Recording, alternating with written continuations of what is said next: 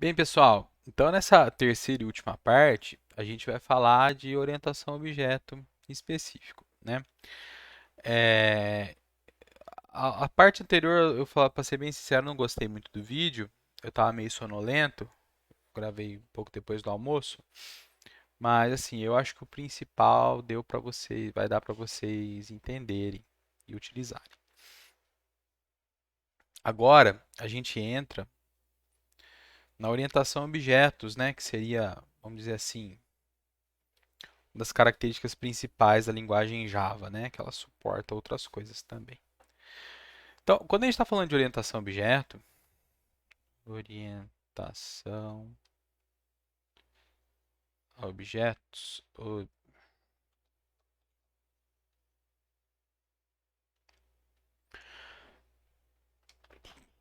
a gente está falando em modelar o software, a nossa programação, as coisas que vão representar o software internamente, elas são é, parecidas, vamos dizer assim, com coisas do mundo real. Então, por isso vem a ideia de objetos, né? Esses objetos eles vão ser construídos a partir de alguma coisa que vai descrever como eles são, o que eles têm de dados e o que eles têm de operação. Se a gente for tentar fazer um paralelo com algo do mundo real, eu sempre dou esse exemplo, eu acho que é um exemplo válido. Se a gente for construir uma casa, a gente normalmente vai no arquiteto ou vai no engenheiro civil e a gente faz um projeto, faz uma planta. Então, vamos falar da planta, né? Quando eu pego essa planta da casa e eu tenho terreno, eu tenho dinheiro, eu tenho dinheiro do financiamento, o que for, os pedreiros ou quem for construir empreiteiro vai usar essa planta para construir a casa, certo?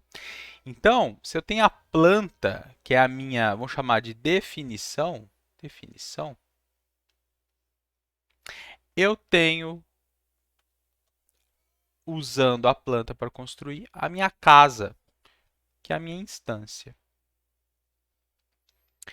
Então, esse lado é um lado abstrato, é um lado de definição, explicando como a coisa funciona, como a coisa é, como ela está estruturada, o que tem, como medidas, profundidade, etc.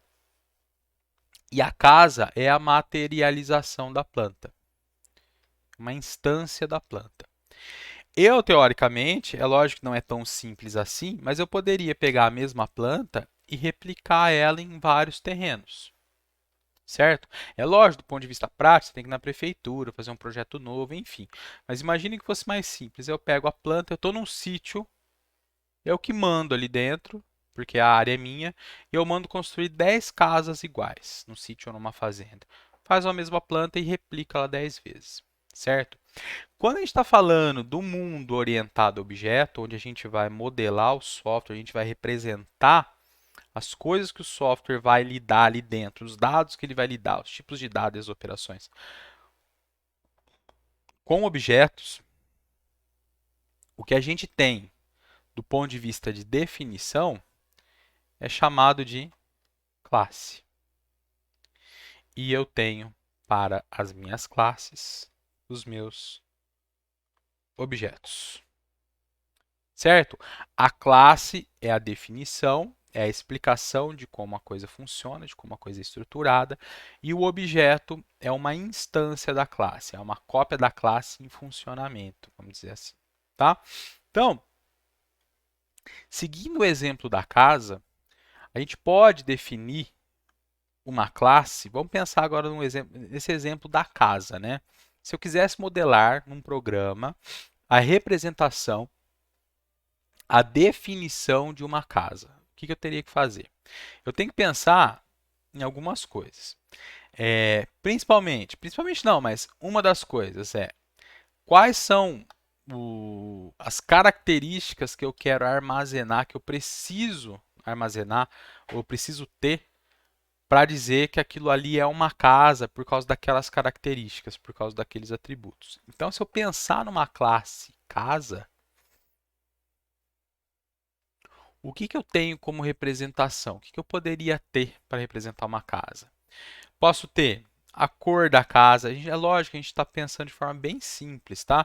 A cor da casa pode ser branca, pode ser azul claro, enfim, a cor que quiser. O que mais? Quantidade de cômodos que essa casa tem. Vou até tirar esses tracinhos aqui para não gerar confusão. Quantidade de cômodos. Está tudo junto, tá? Cômodos sem acento. O que mais que uma casa tem? Área construída.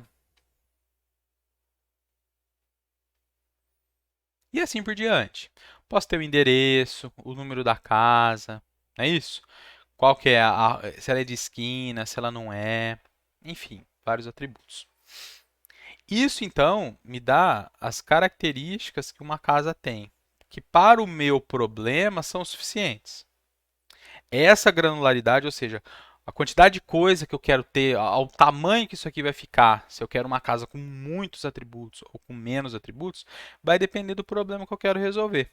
Se eu estou desenvolvendo um sistema onde eu tenho que cadastrar casas por algum motivo, eu tenho que ver, para quem está precisando desse sistema, o que ele precisa armazenar em relação a essas casas. Então é daí que vão vir os atributos. Não sai simplesmente da nossa cabeça, tá? Bem, quando eu tenho a definição da casa, dentro do programa, eu posso instanciar objetos dessa casa para fazer alguma coisa com eles. Normalmente, nos nossos programas aí que vocês vão fazer na vida profissional de vocês, é simplesmente alguns objetos, claro, né, não todos, algumas classes, a gente vai usar para gravar os dados no banco de dados e depois do banco de dados trazer os dados e gerar objetos para a gente poder lidar com eles, fazer alguma coisa, fazer uma alteração ou utilizar como parte de outro objeto. Tudo bem? Então, já a gente vai ver do ponto de vista lá da linguagem Java como que a gente vai fazer isso. Na orientação a objeto, ó, a gente tem algumas características que são marcantes, né? A primeira delas, são 4, é o encapsulamento. Encapsulamento, opa, aqui é um L. Encapsulamento, que a ideia é esconder do mundo exterior a classe. Então, eu tenho uma classe e eu quero estender quero esconder, perdão, das outras classes como essa classe funciona por dentro. O que ela tem como atributo interno, quais as operações internas dela que são usadas para realizar alguma coisa. E eu vou expor o que me for conveniente, certo? Bem, além do encapsulamento, a gente tem a composição, que é quando eu uso dentro de uma classe outra classe. Então, por exemplo, a própria casa, eu poderia implementar essa cor como sendo uma string. Então, tudo bem. Mas vamos considerar a string como um tipo de dado, que é um tipo de dado, mas um tipo de dado parecido com um primitivo, que não é na linguagem Java, mas vamos considerar assim. Mas eu poderia também implementar essa cor de outra forma, usando uma classe para representar a cor. E essa cor que eu criei a classe, ela poderia ter os atributos vermelho, verde e azul, um RGB, certo? Para representar a cor da casa. Então, isso é a composição. Então, se a casa tem um objeto, vai ter um objeto do tipo de outra classe, quer dizer que esse objeto, quer dizer que a casa depende de alguma forma de outra classe. Então, a gente tem uma composição de objetos, uma composição de classes, tá? Outra característica é a herança. A herança é a capacidade que as classes têm, e dependendo da linguagem também orientada a objeto, em herdar atributos e operações de outras classes. Então, se eu tenho uma classe mais geral, isso no nosso exemplo lá do programa de desenho, a gente apareceu na classe forma, né? Forma geométrica. Que forma? Não sei, era uma forma abstrata. Mas eu uso essa forma como se fosse um modelo para eu definir as outras classes. Então, eu posso usar a herança para isso, para eu aproveitar a implementação. E um quarto ponto é o polimorfismo. Que um dos tipos de polimorfismo está ligado à herança. Polimorfismo, existem vários tipos, tá? Os mais comuns que a gente vê, né? Os mais comuns é polimorfismo de herança, Tem outro nome agora, estava na minha cabeça até agora, eu esqueci. Se vier, como que é mesmo? Ah, depois eu falo. Se eu lembrar, eu falo. Polimorfismo ligado à herança. Sobrecarga de métodos é um tipo de polimorfismo. Sobrescrita, que também está ligado, de certa forma, à herança. Tá? Meu Deus, como que é o nome mesmo? Ah, já já eu lembro, eu falo para vocês, tá bom? O nome desse polimorfismo ligado à herança, ele tem um nome específico. É um nome que é meio estranho, assim, às vezes. Eu acho um pouco estranho, pelo menos. Tudo bem, a parte teórica é mais ou menos essa. Se a gente for pensar agora, do ponto de vista de implementação, vou criar um projeto aqui. Vou chamar de revisão O. E a gente vai criar algumas classes, tá? Então, aqui na estrutura do meu projeto, eu vou criar, já tem uma classe, né, o revisão O.java, que vai ser o nosso ponto de entrada, o nosso algoritmo principal que vai chamar as outras coisas vai estar aqui dentro. Aqui nesse pacote, eu vou criar uma classe nova. Então, botão direito, nova, classe. Essa minha classe eu vou chamar de casa. E vou dar um finish. Bem, deixa eu mudar o mouse de mão aqui. Depois, se precisar da caneta, eu volto com a mesinha aqui. Então, a casa, pessoal, se a gente for seguir o que a gente disse lá, eu posso ter nessa casa, né, uma cor do tipo string. Eu posso ter quantidade de cômodos e área construída. Quantidade de cômodos é um inteiro. Não dá para ter meio cômodo, né? E área construída. Certo? Então, esses são os atributos da minha classe. Lá na outra classe, agora, revisão O, a gente vai começar a utilizar a casa. Se eu quiser criar uma casa, o que eu tenho que fazer? Primeira coisa, e aí talvez é o mais importante. Quando eu estou criando classes, eu estou criando novos tipos de dados. Assim como eu tenho um inteiro, tenho um double, tenho um float, tenho um char, quando eu crio uma classe, eu posso declarar variáveis daquele tipo, daquela classe.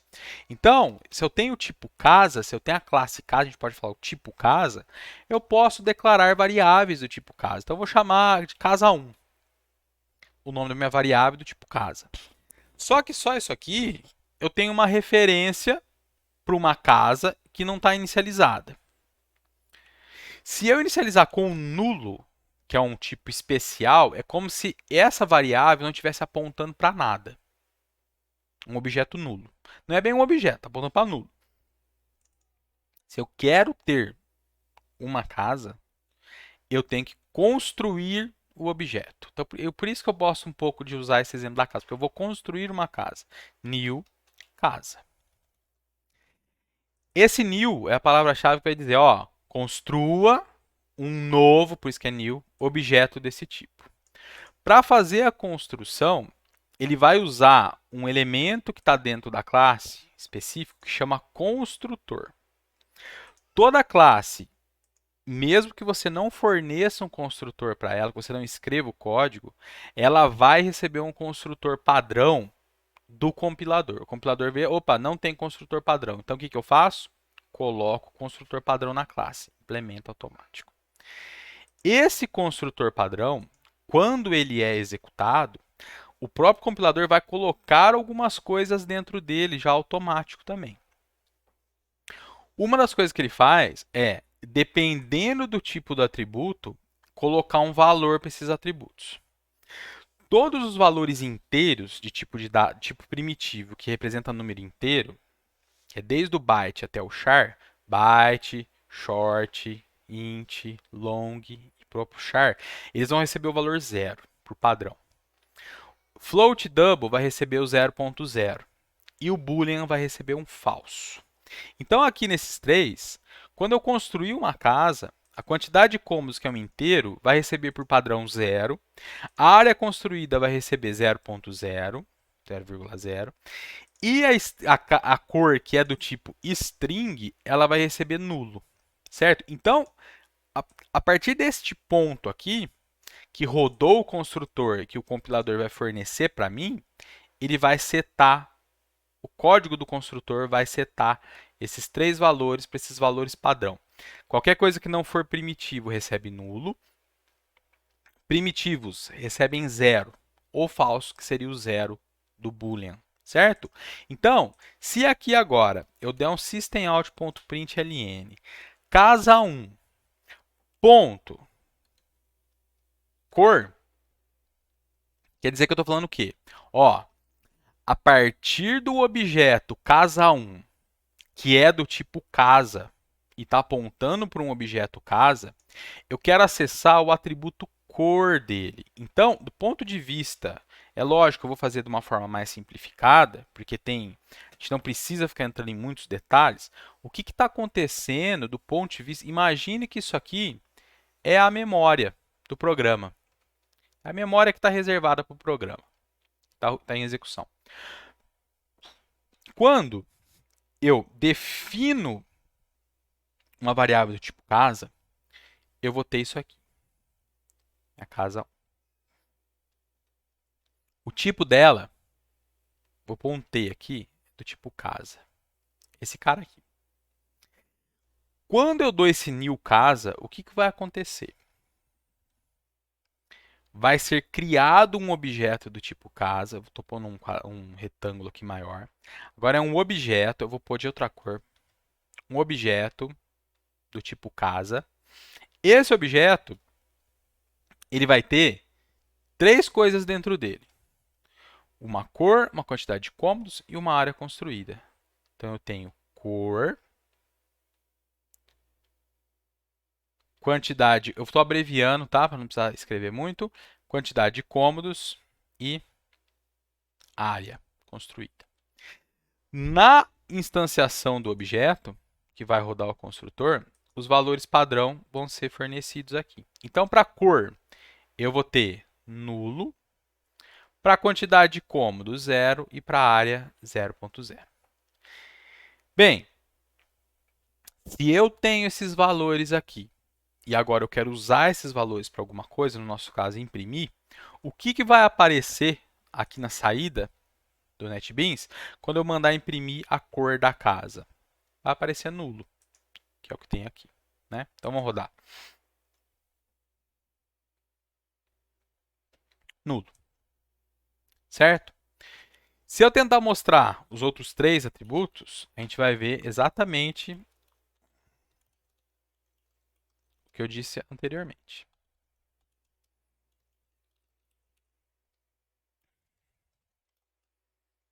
Vou rodar. Nulo para a cor, 0 para a quantidade de cômodos, 0.0 para a área construída. Percebam que essas três variáveis, esses três atributos do objeto do tipo casa, eles aparecem roxinhos aqui, ó.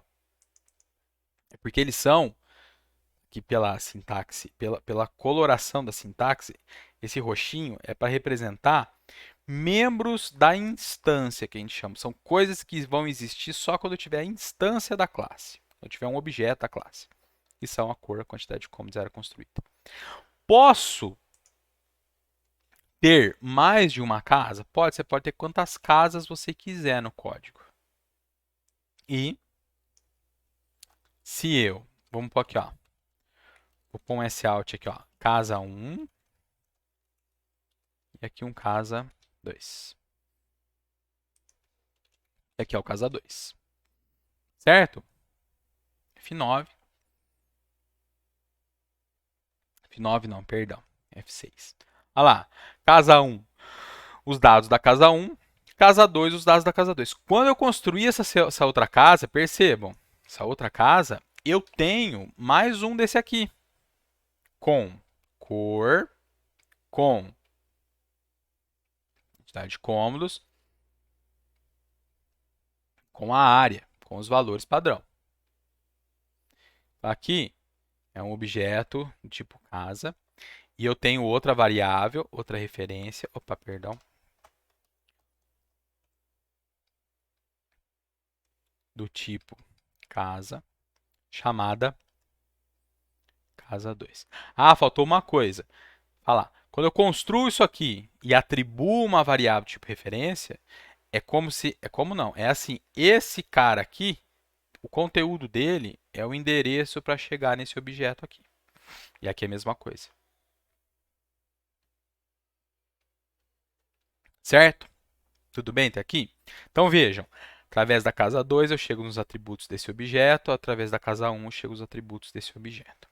Se eu, por um acaso, pegar casa 1,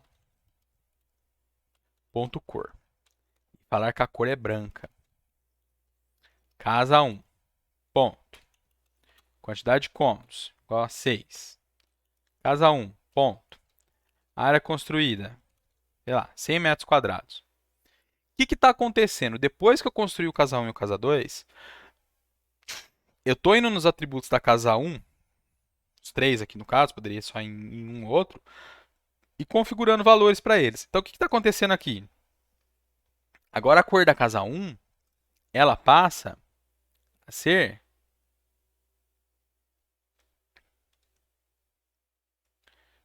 Qual que era a cor lá mesmo? Branca.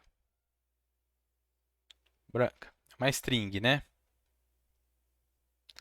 A quantidade de cômodos passa a ser 6. E a área passa a ser 100. E agora eu rodar do jeito que está aqui, vai mostrar o quê? Para esses atributos, vai mostrar esses valores que estão alterados. Então, se eu dar um F6 aqui, ó, olha lá. Para casa 1, eu tenho branca, tenho 6 e tenho 100. Tudo bem? Tá. Agora, pessoal, a gente precisa falar de uma outra coisa. Existe uma linguagem de modelagem chamada UML. UML. Unified Modeling Language, uma linguagem de modelagem unificada, que ela se propõe a fornecer diversos tipos de diagramas para representar um software. Um desses diagramas é chamado de diagrama de classes, para representar classes. No diagrama de classes, para eu representar uma classe, a representação ela é um retângulo dividido em 3 compartimentos. No primeiro compartimento, eu tenho o nome da classe.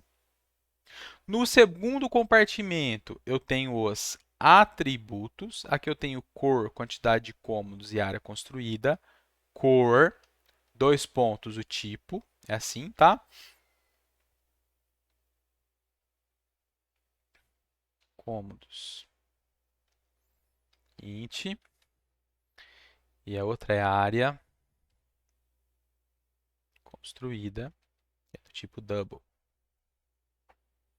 E o meu terceiro compartimento são as operações da classe, que a gente só tem o construtor que é considerado operação. Então, construtor padrão, casa. Tudo bem? Tá. Esses 3 atributos aqui, percebam, a gente conseguiu acesso a eles diretamente. Não tem nada que nos impede de mexer neles.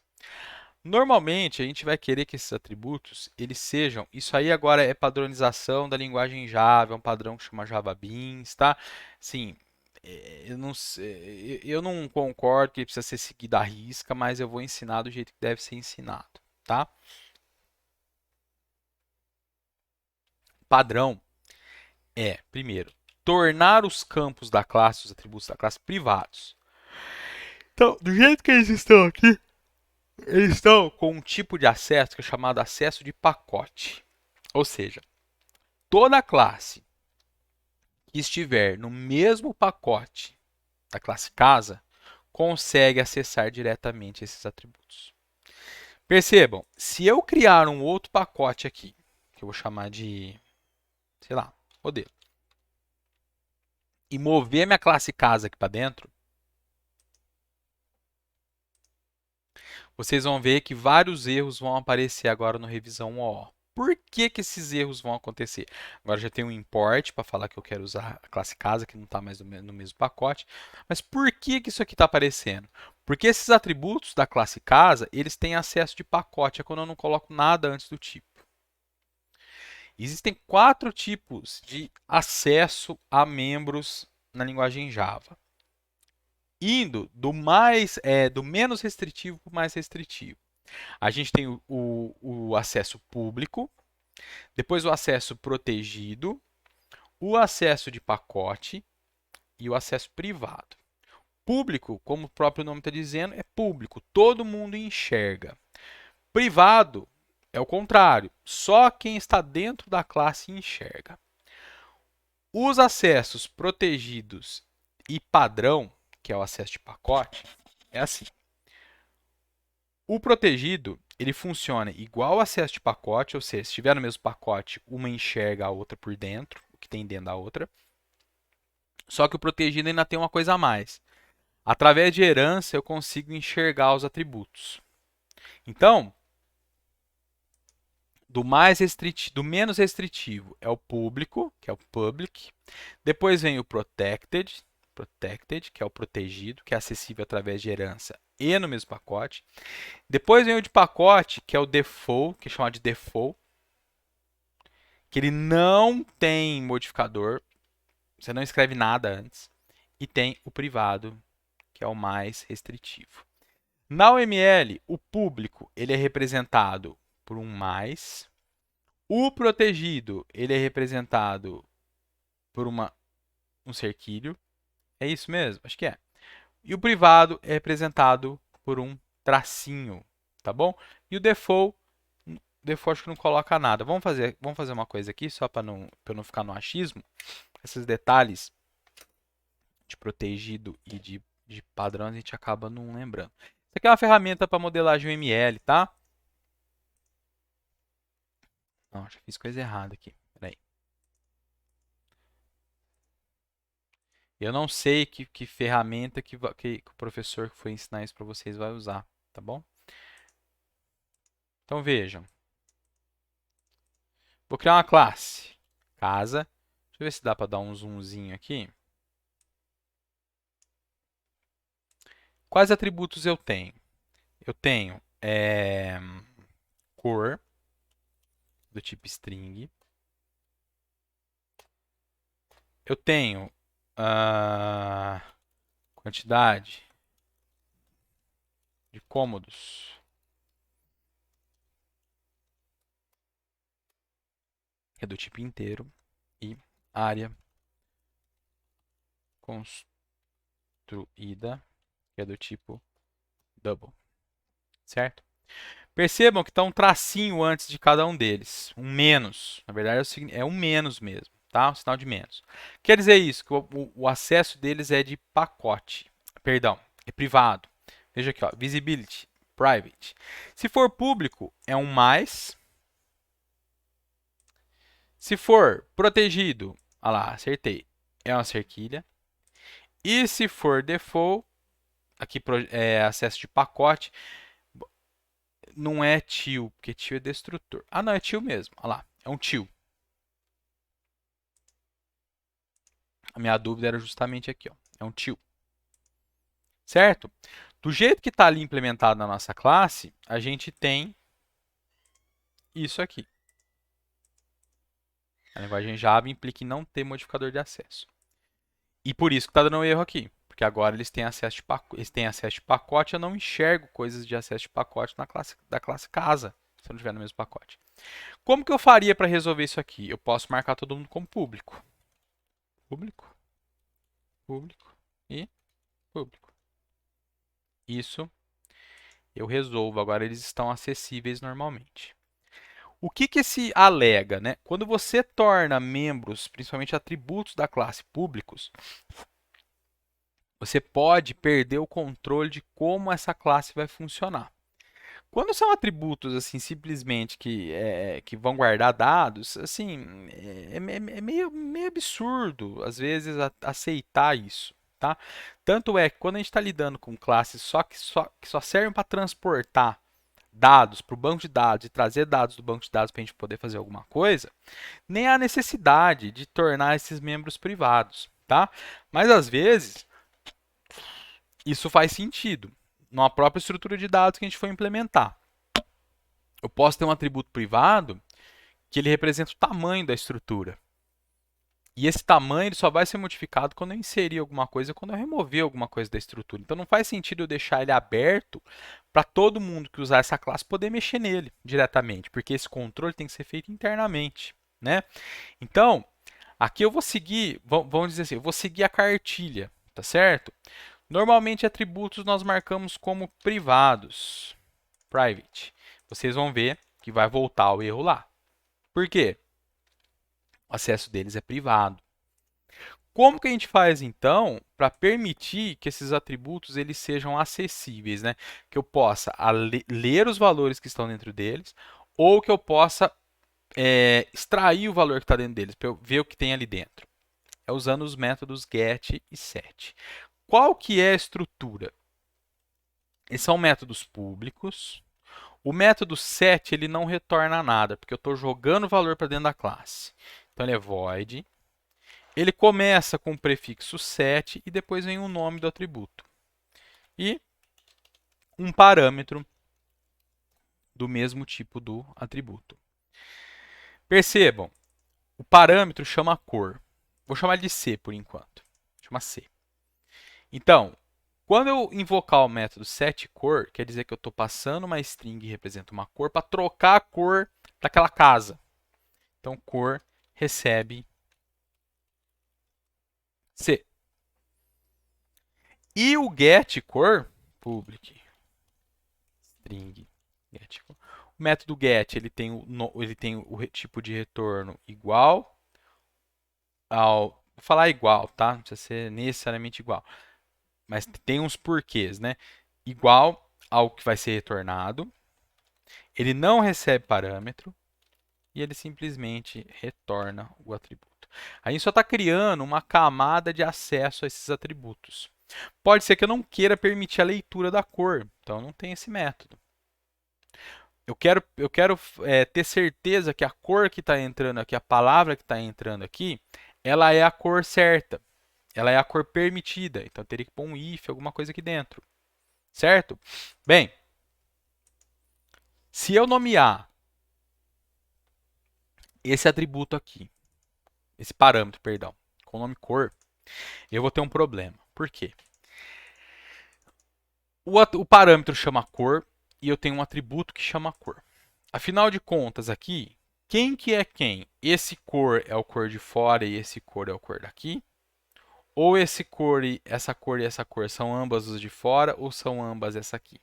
Ou é o contrário, essa aqui é essa e essa aqui é essa. O que a gente quer? A gente quer configurar esse valor. Então, esse cara tem que estar do lado esquerdo do igual. E esse cara tem que estar do lado direito. Só que, se vocês olharem o warning aqui que o NetBeans está falando, você está atribuindo a variável nela mesma. Por quê? Porque como bate o nome, o dono dessa variável, o escopo, vamos dizer assim, que é o dono da variável, é o que está aqui dentro. Então eu tenho que falar, ó, eu quero acessar a cor que está fora do método, mas que está dentro da minha classe. Como eu vou ter um objeto quando isso aqui existir, existe uma referência, para cada objeto ele tem essa referência, que chama this, que é referência a ele mesmo. Então agora perceba que esse cor ficou com outra cor, mudou para roxo. Então, quando eu ponho this.cor, eu estou falando, ó, eu quero a cor do objeto corrente. E eu vou atribuir nela a cor que está entrando como parâmetro, certo? Como argumento no parâmetro da cor. Beleza? Esse negócio de eu ter...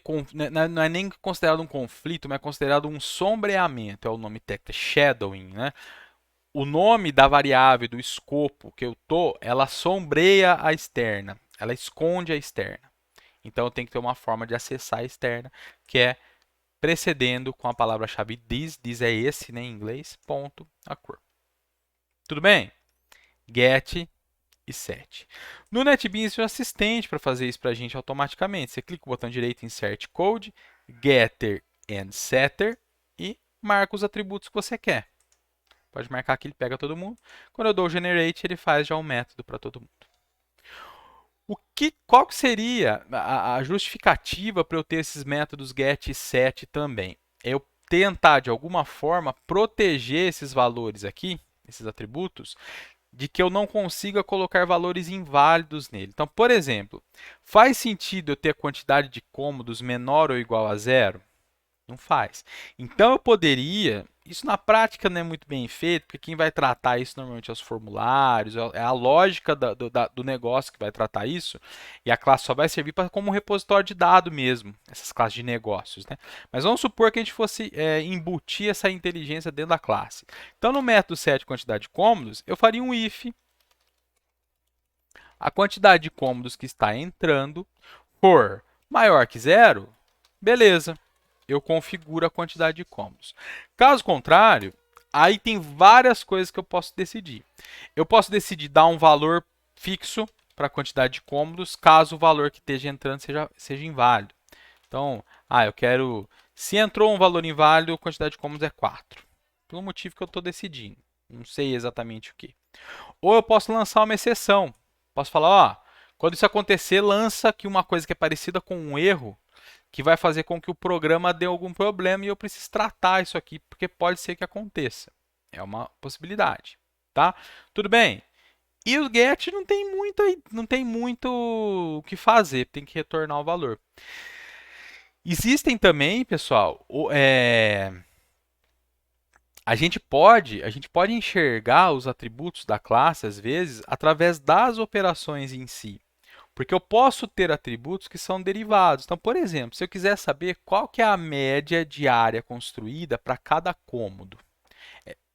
Estão entendendo o que estou querendo dizer? Basta eu pegar a área construída e dividir pela quantidade de cômodos. Então, se eu tenho uma área construída de 100 metros quadrados e eu tenho 4 cômodos, então, em média, é lógico, é média, né? Eu tenho cômodos de 25 metros quadrados, né? Porque é 100 dividido por 4. Poderia ter um atributo para guardar essa média. Só que essa média ela vai ser sempre obtida através dessa conta, dividindo a área construída pela quantidade de cômodos. Então, eu poderia ter um método get, public, double, get, média, área construída. Onde eu retorno o quê? Retorno a minha área dividido pela quantidade de cômodos. Certo? Isso é uma forma. Isso aqui é um atributo que ele está sendo calculado, na verdade, né? Só que para quem está usando a classe, isso não importa. Eu poderia chamar isso aqui, a cor de A, esse aqui de B, esse aqui de C. O que vai importar para quem está usando a classe, se estiver usando o padrão JavaBeans, que é o padrão dos métodos get e set, mais algumas outras coisas, o que importa é a interface pública que a gente chama. É através do que eu acesso a classe. São esses métodos. Bem, voltando aqui para a gente corrigir esse erro, agora, como a gente tem métodos get e set, como que eu faço para mexer nos atributos? Então, casa.cor igual a branca, eu não consigo mais fazer isso, porque esse cor agora ele é privado. Então, eu tenho que usar o set cor e passar como parâmetro para ele o valor que eu quero que a cor tenha. Aqui é a mesma coisa.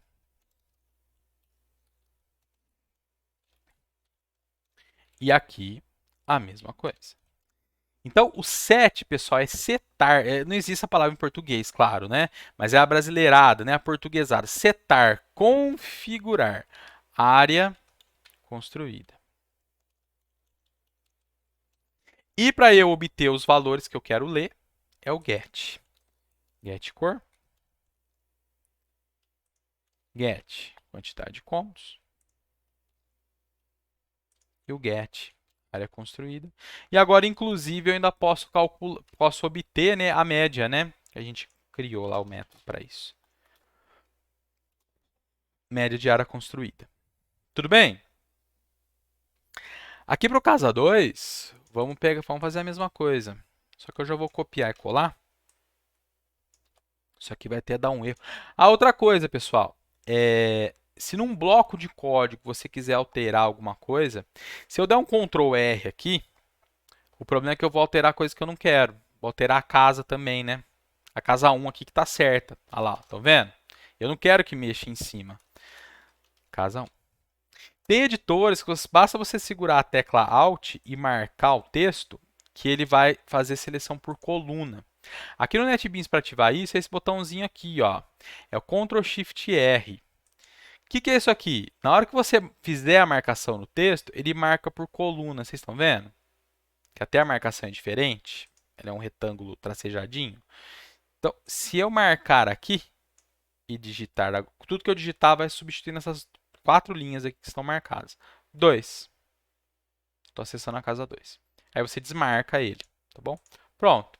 Olha lá. Se eu rodar isso aqui, vai dar erro justamente aqui, porque vai dar uma divisão por zero aqui, ó. Se bem que é um double dividido por zero, vai dar infinito, né? Vai dar um positivo infinity aqui. Vamos ver o que acontece? Ah, lá deu not a number. Então, eu tenho 6 cômodos, 100 metros quadrados, então eu tenho uma média de 16,6 metros quadrados por cômodo. E aqui me deu um not a number, que é um tipo especial de retorno quando eu faço divisão por zero com um número em ponto flutuante. Tá? Tá.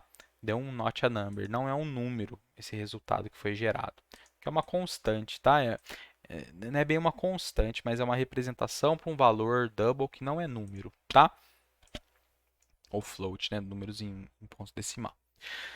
Tudo bem até aqui? Vamos trocar o valor agora da casa 2. Vamos colocar... Essa aqui é azul. Ela tem 9 cômodos. É uma casa gigantesca. Ela tem 500 metros quadrados. Vamos pôr mais cômodos aqui, velho. 16 cômodos. Casa gigante, né? Vamos rodar. Olha lá. Tem a casa 1 e a casa 2.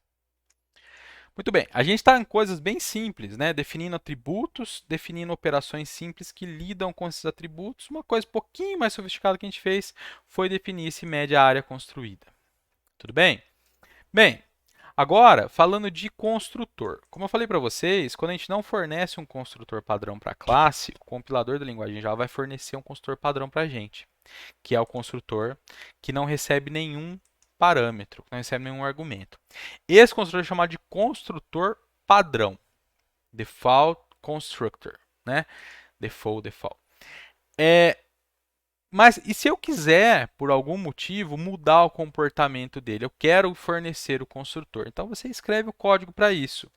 Construtor normalmente é público, pode ter construtor protegido, pode ter construtor privado, pode ter construtor de acesso de pacote. Tá? Mas isso aí não é assunto para agora, tá bom? Construtor público, o nome do construtor ele é sempre idêntico ao nome da classe. Então, se eu tenho a classe casa, os construtores da classe casa eles têm que ter o mesmo nome. Só que construtor não tem retorno, não tem tipo de retorno.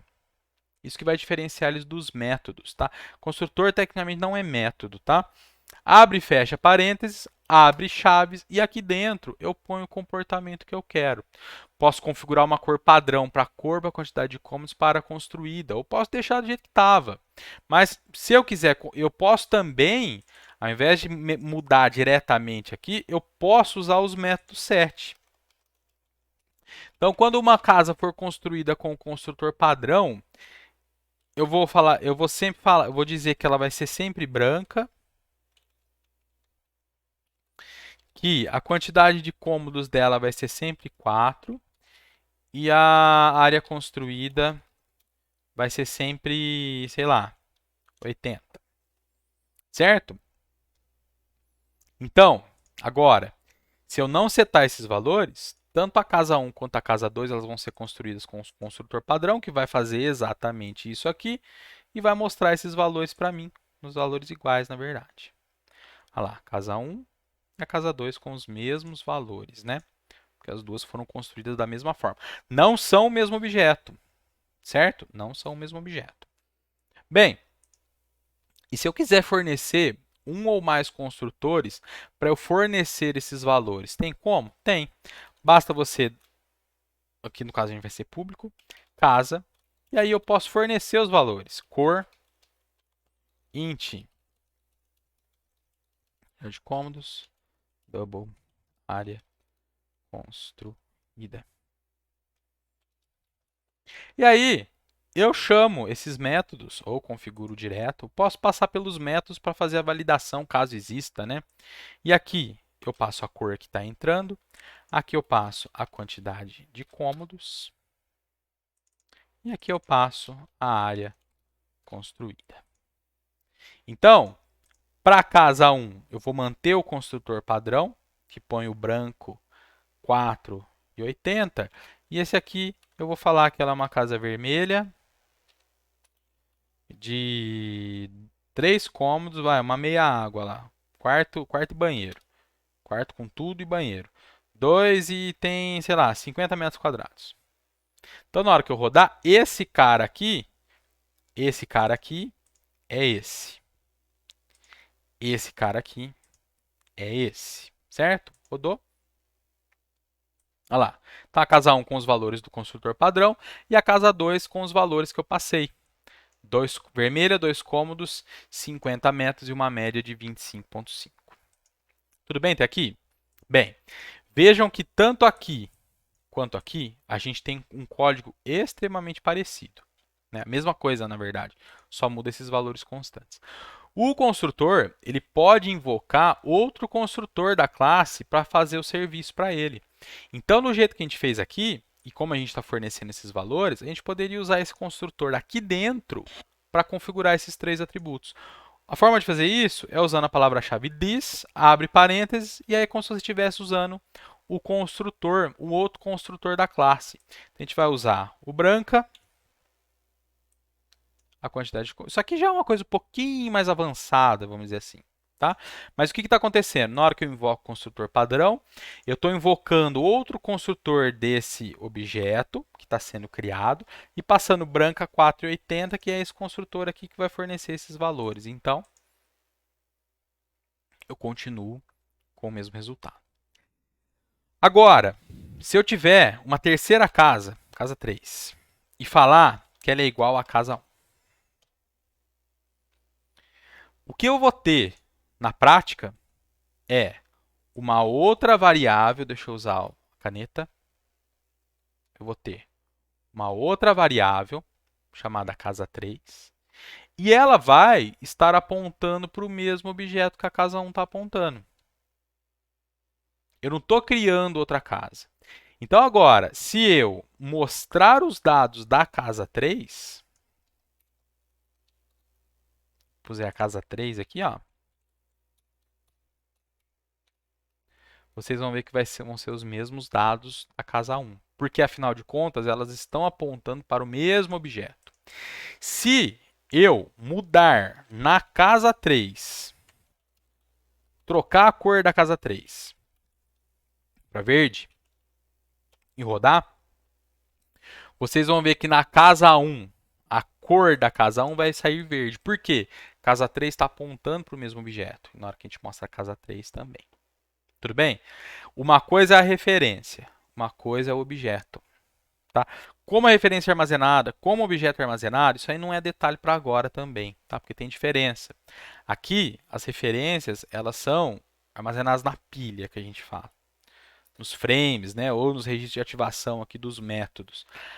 Os objetos são armazenados numa outra região de memória que chama de heap, que é o monte, né? As coisas vão sendo jogadas lá. Bem, o que mais que a gente tem que falar daqui? Eu sei que é bastante informação, tá? Mas eu estou no básico do básico. Eu não vou falar de classe abstrata, porque aí tem a ideia lá no vídeo do Paint. Eu acho que já está mais fácil de entender. Vamos fazer uma última coisa, que a gente derivar essa cor aqui, ela vai virar uma outra classe, certo? Vai ser uma classe para cor. Então, eu vou criar uma classe nova, new, Java Class. Vou chamar ela de cor, e aí eu finalizo com o toString, que é a última coisa. Cor. A minha classe cor vai ser uma classe para representar cores. Só que ao invés de ser strings, com o nome da cor, eu vou representar usando três valores. Um valor para o verde, um valor para o vermelho, um valor para o vermelho, um valor para o verde e um valor para o azul, que é o RGB que a gente usa em HTML, que é muito comum, né? Essa tríade de luminosidade para representar cor, né? Então, porque a ideia, pessoal, é que no monitor, para cada pixel, eu tenho três fontes de luz. Uma fonte de luz ela é vermelha pura, uma fonte é verde pura, uma fonte ela é azul pura.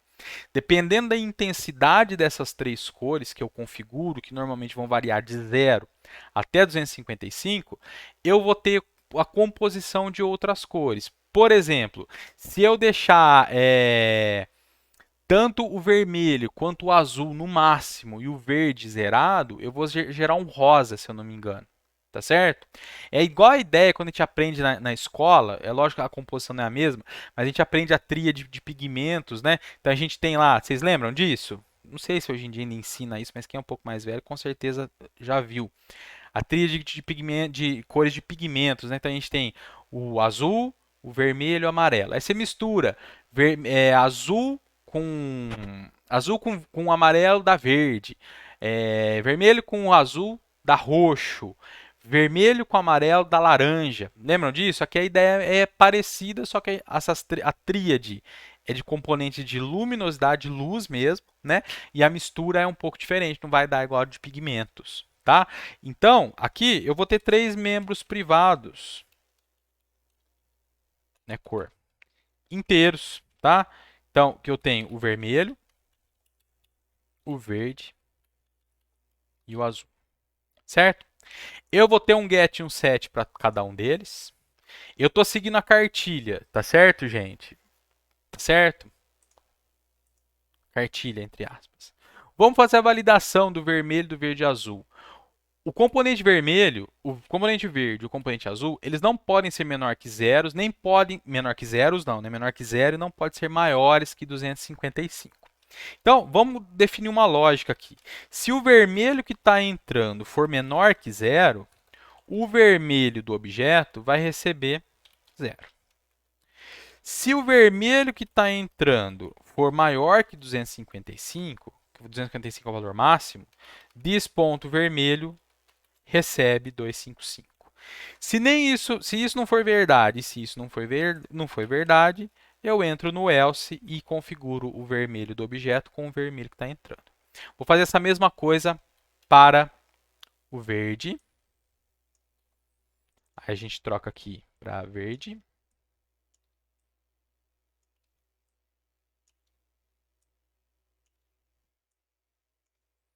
E a mesma coisa para o azul.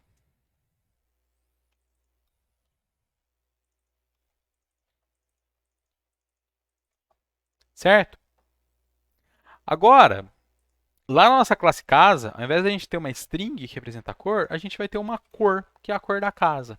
Então eu estou compondo, agora meu objeto, agora minha classe casa, ela tem uma certa dependência da classe cor. Isso na UML a gente teria que, vamos refletir agora o que a gente está fazendo, né? Aqui estava privado, se eu consigo terminar antes das 6. Privado. Eu vou definir outra classe. Eu não coloquei os métodos aqui, tá? Para simplificar, para ir mais rápido. Cor. Cor tem vermelho, tem verde e tem azul, certo? Só que vejam, agora minha cor, na minha definição aqui, a ideia, pessoal, é fazer o diagrama primeiro para depois transformar em código, tá? Aqui eu estou mostrando para vocês a representação, para vocês entenderem na hora que vocês olharem esses diagramas, pelo menos vislumbrar mais ou menos a ideia. Como a minha casa tem um objeto, vai ter um objeto do tipo cor, esse atributo agora, ele não vai existir mais aqui dentro da caixinha de atributos, mas ele vai existir sendo representado através de um relacionamento da classe casa com a classe cor. Eu gosto muito de usar, na verdade eu não gosto muito de usar, tem várias ferramentas semânticas aqui dentro da UML para dar sentido às coisas, que eu acho que às vezes mais atrapalham do que ajudam. Vai ter professor que adora tudo, vai ensinar tudo para vocês. Eu prefiro o mais simples, usar o mais arroz com feijão. Aqui nas associações, que são os relacionamentos entre as classes, tem essa aqui que é uma flechinha, que é a associação navegável que a gente chama. Então, peguei ela, clico nessa classe e clico nessa. Essa associação navegável está dizendo, ó, eu tenho uma casa e eu consigo chegar através de um objeto do tipo casa num objeto do tipo cor. É isso que está dizendo. Como eu chego é através justamente desse atributo. Então eu tenho que falar que esse atributo está aqui dentro. Tá? Então, com o relacionamento ligado ali, no end B, a gente põe cor. Certo? Então, eu estou querendo dizer o quê? Ó, eu saio da casa e chego na cor através de um membro privado da classe casa, privado ao tracinho, chamado cor. Além disso, eu posso especificar no relacionamento algo que a gente chama de multiplicidade. Como que a gente lê isso? É sempre assim, ó. Uma casa, ela tem quantas cores? Imagina no ponto de vista de banco de dados, eu sei que vocês não aprenderam ainda, mas se eu fosse gravar isso aqui no banco de dados. Os dados de uma casa tem quantos dados de cor? Tem dado de uma cor, certo? Então, uma casa tem uma cor. E quando eu olho do ponto de vista inverso, imagina que eu tenha todas as cores cadastradas no banco de dados. A mesma cor, a cor branca, por exemplo, que é onde o componente vermelho, verde e azul, todos os três valem 255, ela pode estar amarrada a várias casas. Então, se a gente for enxergar desse ponto de vista, ou se a gente for enxergar que cada cor de cada casa é uma coisa independente, aí é o relacionamento 1 para 1. Mas aqui, se a gente for pensar que eu tenho todas as cores possíveis cadastradas no banco de dados, por exemplo, e a mesma cor, uma cor pode ser reaproveitada para vários objetos, então uma cor ela pode estar em 0 ou muitas casas, porque pode ser que não exista nenhuma casa de cor preta e pode ser que exista uma casa de cor rosa e 1000 casas de cor branca, certo? Então, o que está aqui está representado aqui. Esse relacionamento muitos para um aqui, ele é quase que meio que implícito quando a gente está falando em relacionamento navegável. A gente poderia implementar a volta também. Como que eu represento a cor que eu tô chegando nas casas que estão amarradas? Se essa cor existir e for sendo reaproveitada, igual a ideia do banco que eu falei, a gente teria que ter uma lista de casas aqui para representar isso, mas não é o nosso caso. Tá bom? Muito bem, voltando. Troquei para cor, eu vou ter que trocar as outras coisas. Agora, o meu setCor, o meu getCor, eles recebem coisas do tipo cor. O set recebe uma cor e o get retorna uma cor. Aqui no meu construtor, eu não recebo mais uma string cor, mas sim uma cor. E aqui agora, eu tenho que entrar uma cor, né? Não uma string. Então, vamos definir o construtor aqui. Para classe cor. Vejam, tem o inserir código também. Insert code, constructor. Eu quero que todos os atributos façam parte do construtor. Dou um generate, ele cria a cor. E eu posso também definir o construtor padrão, falando que quando eu não fornecer valores aqui, implicitamente eu quero uma casa de cor branca. Eu quero uma cor branca. Então, eu estou chamando esse construtor, passando o máximo nos 3 valores, nos 3 atributos. Está aqui agora na branca, eu posso dar um new cor. Eu estou criando uma cor nova, branca, porque eu estou chamando o construtor padrão, e eu estou rodando. Tudo bem? Aqui agora, o que vai acontecer? Para essa casa que ela é vermelha, a gente tem que pensar na cor vermelha. A cor vermelha é o, se for pensar no vermelho puro, é a 255, que é o máximo no vermelho, e 0 no verde, 0 no azul. Certo? Tem que dar o import aqui também, né? Atalho para dar import, ou digitando, na hora que você vai digitando, ele já vai fornecer, você escolhe, ele importa, ou atalho no teclado Ctrl Shift I. Se houver mais de uma classe com o mesmo nome, ele vai aparecer uma janelinha perguntando qual que você quer. No nosso caso é a revisão modelo cor. Certo? E a nossa verde é um new cor. New cor é vermelho, azul, não, vermelho, verde e azul. Certo? Vamos rodar para a gente ver? Agora a gente tem um problema, porque vejam, a cor que eu estou mandando dar um print ln aqui, do getCor, aqui, aqui e aqui, tá vindo essa coisa esquisita aqui. Que é essa cor? né? Essa representação é uma representação que mostra para a gente onde que esse cara aqui está na memória que está sendo gerenciada pela máquina virtual. A gente vai melhorar isso aqui para mostrar alguma coisa. Quando a gente quer criar para um objeto uma representação dele em string, a gente implementa um método que chama toString. A gente começar a digitar o toStr aqui, dá um Ctrl Shift, o NetBeans já vai fornecer para a gente aqui um toString. E na hora que a gente clicar duas vezes, ele já vai fornecer o esqueleto do método para a gente, vai marcar com essa anotação override aqui.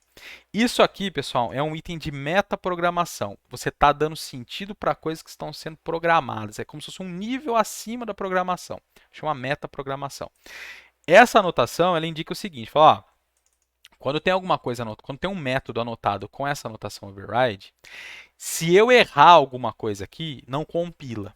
Tem que ser exatamente o que eu estou sobrescrevendo. O que é sobrescrição não importa por enquanto, tá? Eu nem vou entrar nesse tipo de detalhe. Bem, eu quero criar uma representação do tipo string para as minhas cores. Eu posso fazer simplesmente o seguinte: string.format. O string.format, pessoal, ele faz a mesma coisa que o printf, só que ao invés de jogar na tela, ele gera uma string com aquele conteúdo que o printf mostraria na tela. Então, eu quero fazer assim, ó, RGB de red, green, blue. Eu quero mostrar um inteiro, depois outro inteiro, depois outro inteiro e fechar parênteses. Aqui no meu primeiro inteiro eu tenho vermelho, no segundo eu tenho verde, no terceiro eu tenho o azul. Agora, na hora que eu rodar, vocês vão ver que ao invés de aparecer essa coisa esquisita aqui, vai aparecer exatamente o retorno desse método toString. Olha lá. Certo? E a gente pode fazer a mesma coisa para casa. A gente pode fazer aqui para casa. Tem assistente no NetBeans também. Quer ver? Ó? Inserir código, toString. Você marca quem que você quer que mostre, dá um generate, e ele vai mostrar o objeto dessa forma aqui. Ó. Casa, abre chaves, cor igual a cor, e assim por diante. Vamos rodar para ver o que acontece? Ah, não vai acontecer nada, porque a gente vai ter que mudar aqui, dando no println a casa em si. A casa 2 e a casa 3. Rodando, a gente tem, olha lá, casa 1, o toString dela, a cor, quantidade de cômodos, a área construída e a média. A mesma coisa para outra. Aqui até na quantidade, no toString da casa, é lógico que a gente pode representar isso de outra forma, tá? A gente pode pôr assim, ó, casa, dois pontos, pula a linha. 1, 2, 3, 4 para cor, pula a linha. Vamos pôr o pulo de linha aqui, ó. Pula a linha, não, vírgula, pula a linha,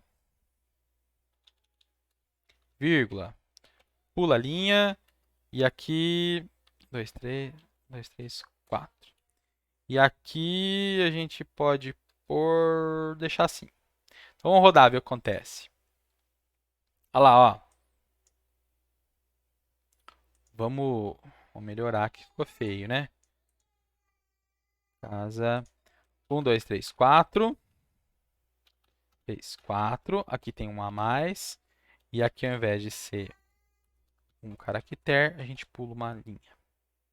Vamos ver. Olha lá. Isso aqui é agora o meu toString da casa. Ficou mais bonitinho. Tudo bem? Isso aqui é para a gente ver os dados que tem ali dentro. Tá bom, pessoal? Eu acho, pessoal, que com isso aqui é o básico do básico. Com isso aqui a gente consegue avançar. Vocês assistindo isso aqui e assistindo de novo o programa de desenho, o tutorial do programa de desenho, eu acredito que vocês vão entender melhor as coisas de lá, tá? Isso aqui seria o conteúdo, vamos dizer assim, da disciplina de programação orientada a objeto, que seria explicado com muito mais calma, muito mais devagar. Seria talvez lá 1/5 do conteúdo, porque aí tem outras coisas que precisam ser ensinadas, tá certo? Várias outras coisas, vários outros recursos. A gente não falou herança, não falou de polimorfismo, mas herança e polimorfismo eu falo lá no vídeo do Paint, tá certo? Então a ideia principal da orientação a objeto é modelar o software como algo do mundo real, como objetos, as classes normalmente vão ser substantivos, casa, cor, carro, tá? Mesmo que sejam substantivos abstratos. Normalmente, quando é substantivo abstrato, a classe vai ser abstrata também. E, além disso, é definir tipos de dados. Definir tipos de dados abstratos, que a gente chama, né? São dados abstratos, tipos de dados abstratos que a gente usa para representar coisas do mundo real, tá bom? Então, acho que é isso, gente. Acho que com isso vocês conseguem trabalhar um pouco melhor, tá bom? Então, valeu. Vou subir o vídeo e já aviso vocês. Falou, até mais.